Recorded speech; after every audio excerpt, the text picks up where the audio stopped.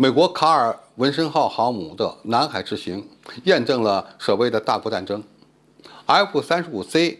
大幅度提升了航母战力，通过这样的办法，它能对付中国吗？观众朋友、网友朋友，大家好，我是付贤少。近日，卡尔文森号核动力航母在经过6个半月的部署后，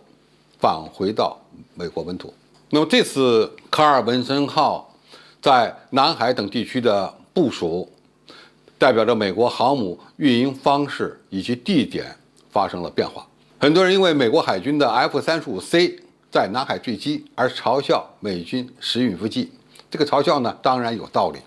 因为 F-35C 刚刚列装，跑到南海来耀武扬威，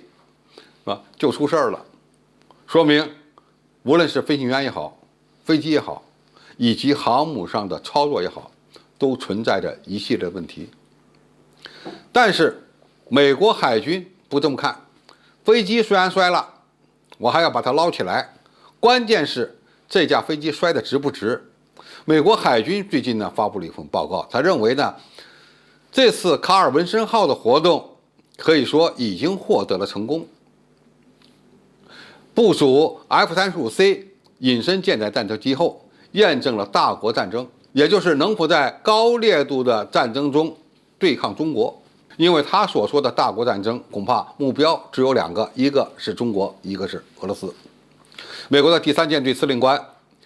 史蒂夫·科勒表示，美国这次部署卡尔文森号航母的最主要目标是让航母作战任务从过去的中东低威胁区扔炸弹的模式，改变为重点演练高威胁区域联合盟友和高端对抗。高威胁区域指的是什么呢？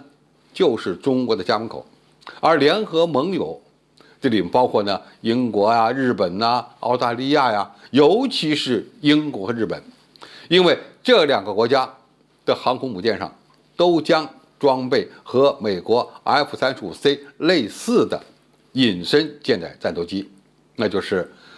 具备垂直短距起降能力的 F-35B。那么同为 F-35， 它们之间在联网作战方面应该说是顺理成章的事儿。美国海军发布的报告称，卡尔文森号航母这次的部署重点验证了 F-35C 和该航母上搭载的 EA-18G 和 CMV-22 等机型的协同运作。该航母此次出行总共航行了8万海里，时间呢长达262天，各型飞机一共完成了1.5万小时的飞行，并且进行了7700多次的弹射起飞。那么美国海军这次主要验证的什么呢？验证了 EA-18G 这种电子战飞机和 F-35C 这款隐身战机之间的协同作战，证明他们在夺取制电磁权和制空权方面拥有强大的协同作战能力。美国海军对 F-35C 这款隐身战斗机给予了肯定，甚至呢还要考虑继续扩大 F-35C 联队的规模。在一份总结报告中，美国海军认为 F-35C 的态势感知能力远远超过原来的 FA-18EF 战斗机，并且呢能够通过网络向其他平台分享信息，极大的增加整个编队的作战能力。这个说法有没有道理呢？当然有道理，因为 F-35C 比 FA-18EF 高1代，它拥有很多 FA-18战斗机上没有的传感器，比如说红外搜索、跟踪装置、综合光学孔径系统等等，这些呢都是 FA-18EF 所没有的。它要想有，只能通过挂载吊舱的方式。显然，在态势感知能力方面， F-35C 隐身战斗机确实是技高一筹。何况日本、英国也将装备呢跟 F-35C 水平相当的 F-35B。通过这样的一个方式呢，它也验证了和盟友之间进行联合作战的能力。美国海军的报告还指出另外一点，就是 F-35C 的尺寸更小，要比 FA-18EF 更加适合在航母上的调度。由此呢，我们可以得出一个结论，它证明 F-35C 这款隐身舰载战斗机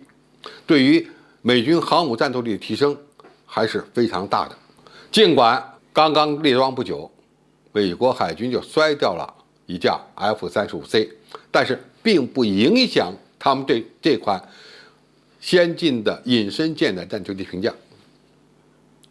到目前为止呢 ，F-35C 坠海事件还没有一个准确的调查结果，但是从事故的处理情况看，美军的反应还是相当迅速的。仅在飞机坠海之后的半个小时内，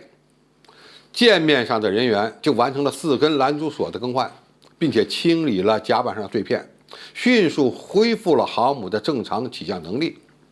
而跳伞的飞行员也迅速的被在甲板上待命的直升机救回。这一切呢，也都证明了美军应对危机事件的处理能力和机制是比较顺畅的。另外呢，美国的报告还确认，此次